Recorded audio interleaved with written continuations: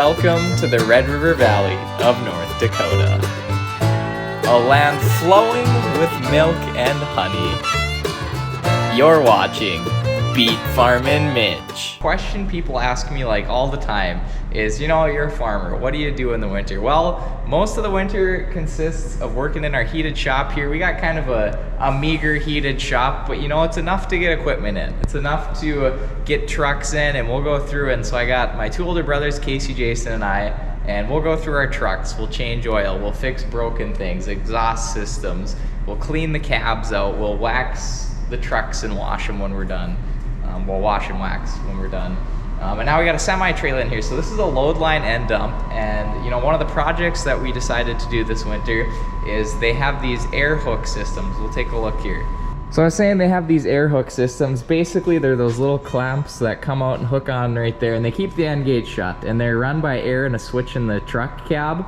And we decided to switch, those are called air trips. We decided to switch our trucks over to these chain trips here. So this is kind of more of the old school method. And so what you've got is you've got some chains, and then when the box lifts up, because these are hoist end dumps, those hooks will fall back and the end gate will open with the beets. You can see we got bolts in here now. We have bolts in for grain and whatnot, different crops like that. But for beets, we do not have the bolts in here.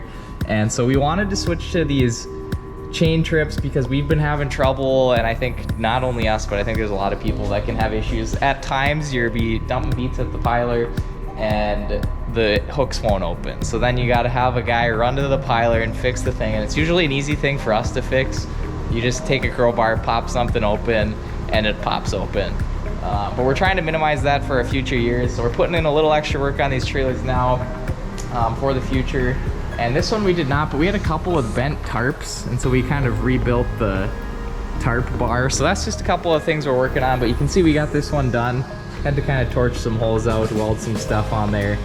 But we got one truck and one trailer left, and then we're done with trucks, and then it's on to tractors, and then it's on to beet equipment, toppers, rotor beaters, toppers, harvesters, excuse me.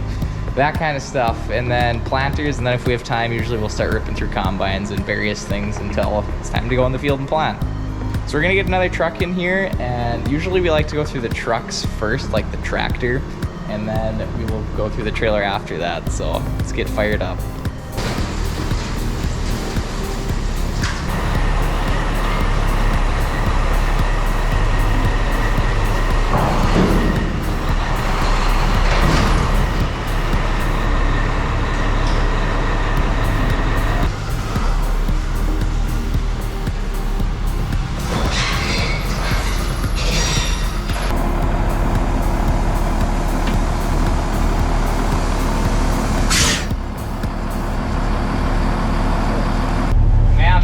Stinks like mice in here.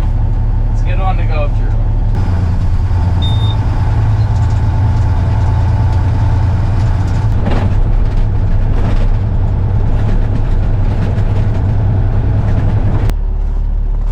Well, we got this truck to the yard here, so we're gonna check the lights before we put it inside.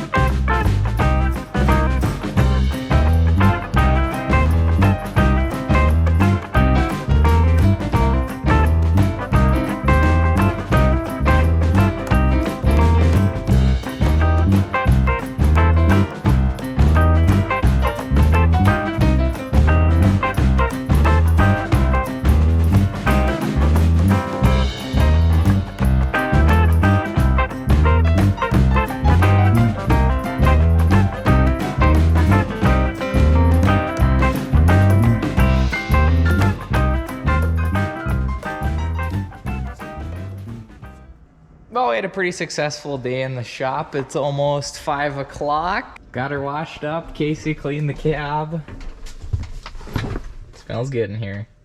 So when we pulled this truck out of the shed earlier, we had some tires off the bead. So whatever causes that, sometimes leaky air line, sometimes there's a nail in the tire, something like that. Nonetheless, we had these 2 tires off the bead. So that video of Casey blowing that air with the bead seeder, which is right over here actually. So basically you fill this thing up with air and blow air and it seats the bead of the tire, and then it can pump up the tire with air. So we got them seated. This truck went pretty good. There wasn't anything too major going on with it. Most of our trucks have had some sort of major issue, but this one should be pretty much in and out here. This is our last truck of the year, so it's good to that. This one's kind of a little cherry on top. Granted, this one did not haul much for beets this year, and that's where the real party happens. So I mentioned earlier in this video, people often ask me what I do in the winter. You know, we work out here 9 to 5, something like that in the winter. If something comes up business related, we'll go to that. But you know, usually we got to keep coming Monday through Friday, 9 to 5, and it takes all winter long. We go through our trucks and our tractors, beet stuff, planters. If we have time, we'll go through combines, and it takes until spring planting to get through everything. And in the meantime, too, you throw a little bit of hauling grain in there and different kinds of things, and it fills up your winter quick. Jason got the air dryer filter off under there, so he's swapping that out for a new one. Put a fresh coat of wax on her tomorrow, and this one will be done, and we'll be ready for a load line trailer. Well, we'll see you tomorrow. One thing I have learned is you can't put your coat on the seat. You got to keep it up here because otherwise she'll be laying on it and then your cat's coat's full of cat hair. Or your cat's full of coat hair, whatever way you're looking at it.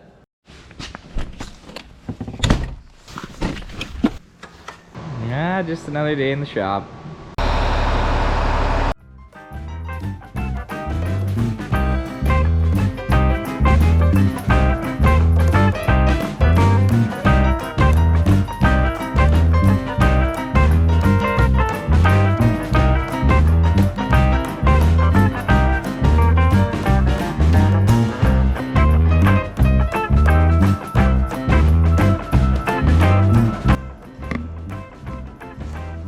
Shines up pretty good for a 2007, and we don't even got the wax on here yet, so we're gonna do that next.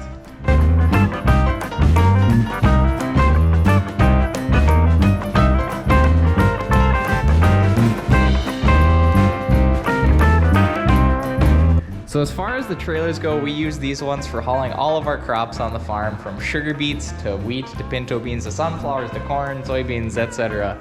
And so these things have hauled a lot of commodities in their day. This is our #1 trailer here. It's been around since I've been a kid, so when you take care of them, they do pretty good. You can see some of the paint kind of rubbed off right there. That was because of the tarp, and we now have these little chrome handles on here. And so those kind of help keep the tarp from running on there. So that shouldn't get any worse, but you know, if you take care of your stuff, it'll take care of you, I guess. But of course you gotta check tires, make sure the hubs have oil in them, grease it.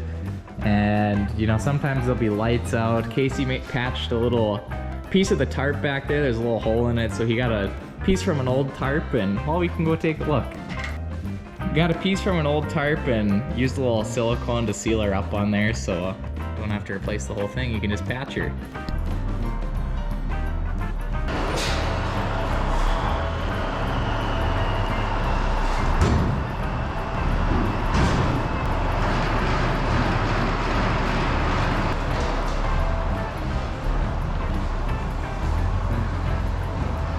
So we've got these 3 converted to the chain trips here. You can see these bars here. It wasn't too bad. I mean, obviously the first one took the longest, but you had to torch kind of a square out here, weld a little piece down there and tension your chain, and then these bars we had to order in. We got ours from Helm Enterprises up in Drayton, but your local load line guy should be able to figure something out for that. But if not, you can go there. So the idea is when the box lifts up, this chain will be slack more instead of tight, and so that will cause your arms to fall back and the end gate to pop open. But when we haul grain, we have these bolted shut so they can't open anyway. So that's just a sugar beet only thing. When we're hauling beets and we lift them up, you want all those beets to blow out the back. When you're hauling grain, we use the grain chute in the back there. Well, it's time to start rifling through some tractors in the shop and carry onward with that. Anyway, thanks for watching. This is Beet Farmin Mitch, and don't forget to keep it sweet, especially when you're running load line end dumps.